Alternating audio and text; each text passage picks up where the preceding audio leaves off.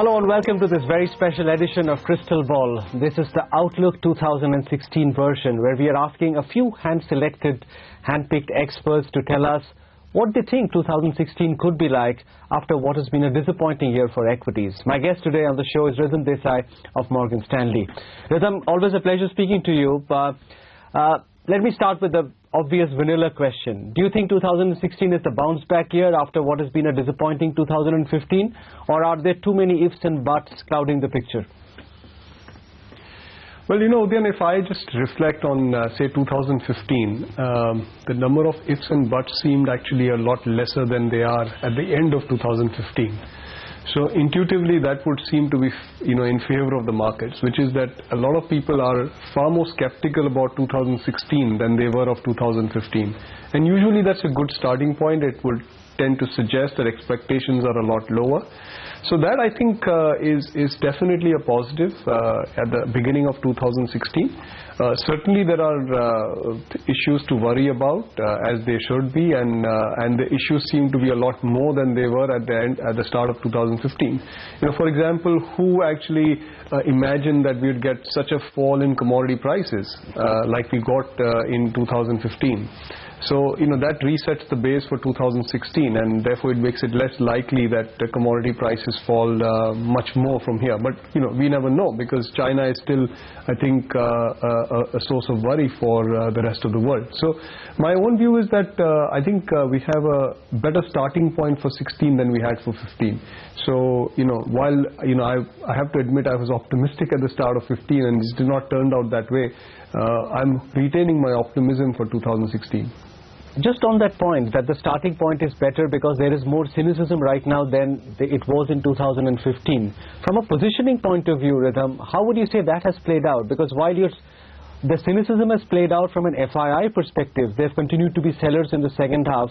From a domestic perspective, which has been the bigger liquidity story of 2015, they seem to have still kept the faith in that they have not reduced their portfolio holdings or withdrawn money from the market because of the seeming skepticism which has crept in. Actually that's a very interesting debate, Udayan, because I would actually argue that even FIIs have not given up their positioning. Because what you see in terms of FII outflows is actually a fraction of what emerging markets have witnessed. I mean, let's not forget, India operates in the context of the EM world. The EM world has seen over $50 billion of outflow in 2015. India has actually seen net inflows, albeit outflows in the second half, but on the aggregate for the whole year it's been net inflows. So India has actually, I don't think, even seen that type of capitulation from FIIs. In fact, the data that we track tends to suggest that, if anything, FIIs are still overweight India. Anecdotally, when I ask fund managers, they tell me that India is amongst their favorite market, if not their favorite market. So I would actually argue that even FIIs have not really changed their positioning a lot. Yes, it's come off a tad from the... Is that a good thing or a bad thing in your eyes?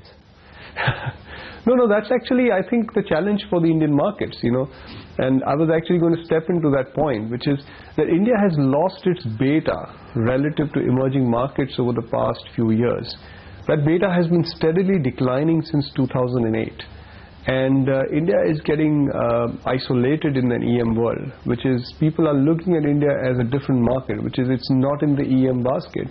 And to that extent, that is always a danger, because it means that if there is if there's a 2008 style fall in markets around the world, then India will obviously hurt a lot more because of its rich positioning.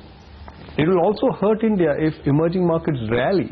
Not our base case scenario, because we think that fundamentally the EM basket is a lot more challenged than the DM basket.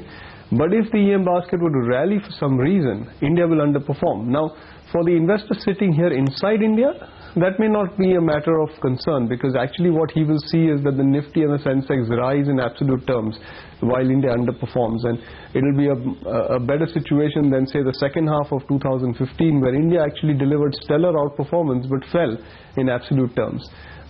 So India's low beta characteristic works well if returns in the world are modest, as we are expecting right now. But if the returns turn more bullish, then India will underperform. Now, the second part of your question, with regards to domestic liquidity, now that's one of the things that we got more accurately than other things that we forecasted about the market in 2015, which is that we believe we are at the throes of a structural shift in household saving into equity.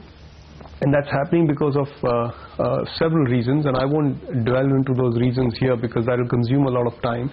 But the bottom line is we think that these allocations that are happening to equities have a more sustainable nature to it. They are coming through systematic investment planning. We've seen a six-fold rise in SIPs over the last 3 years, and we think that will continue. So there is a shift. It's like the 401k type of shift that the US experienced in the 80s. And domestic investing into equities actually can sustain for almost 30 years in America. So I reckon that we are at the beginning of such a shift in India as well. And we've seen a few tests. We saw a big fall in the market in September. We saw a lot of question marks in November, December, but domestic investors have held their position, which I think essentially points to this underlying structural trend. So 2016, I think domestic investors probably continue to buy equities. Foreign investors, I think, will depend on what happens to EM flows. And if the EM flows turn around dramatically, then I think we should be prepared for underperformance from India. Though on an absolute basis, obviously the market will do a whole lot better than in 15. Last week I read two articles or two pieces, Ridham, both from one from a current colleague, though in a different arm of Morgan Stanley, Ruchir, and the other one was Russell Napier. Russell Napier spoke eloquently about how we should expect liquidity in emerging markets to go down, and Ruchir Sharma stopped one step short of saying we could be headed for a global recession in 2016. I'm sure you've read both those pieces. Does that worry you that these could be possibilities? Yeah, of course these are possibilities, and they're part of the bear cases that we outline for markets. The learning out of the last decade has been that point forecasts have little meaning in what tends to be a very complicated global marketplace, and we have to iron out the ranges for markets, which is various scenarios that may play out. If I look back on 2015, actually the index is ending close to our bear case for 2015. So it was inside the range that we forecast for the index, but the bear case scenario. Now why can't that happen again in 2016? Of course it can, and very clearly the risk is that China actually goes down a leg, triggers what you could call as a global recession. The EM asset class seems very broken, and there is no reason right now to believe that that's turning around, and therefore EM could continue to lose money. And these are possible scenarios. Mind you, if these scenarios play out, India on a relative basis actually will continue to do okay, though the index on a headline basis will struggle to deliver absolute returns. In fact, if I look back at 2015, and it's a point I was making to a fund manager a while back, is that actually there was hardly any place in the world where you could make monies. Bonds actually delivered negative returns, equities struggled to deliver, gold delivered negative returns, commodities delivered negative returns. So it was a very bad place to hold anything other than cash. And if you recall, at the beginning of 2015, the consensus view was, cash is the worst thing to have. And actually at the end of 2015, I think most people would have been better on to hold on to their cash. In the context of what was otherwise a very poor market environment, I think India did okay. India has come about pretty unscathed.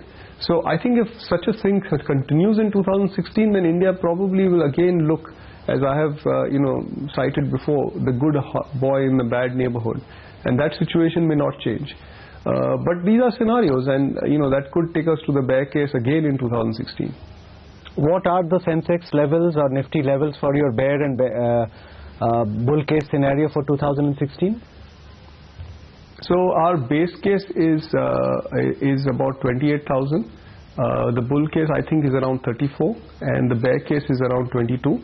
And if I weight this by probabilities that we anticipate for each of these scenarios, we get a year-end target of 30,200. So that's the Sensex levels that we're looking at for 2016.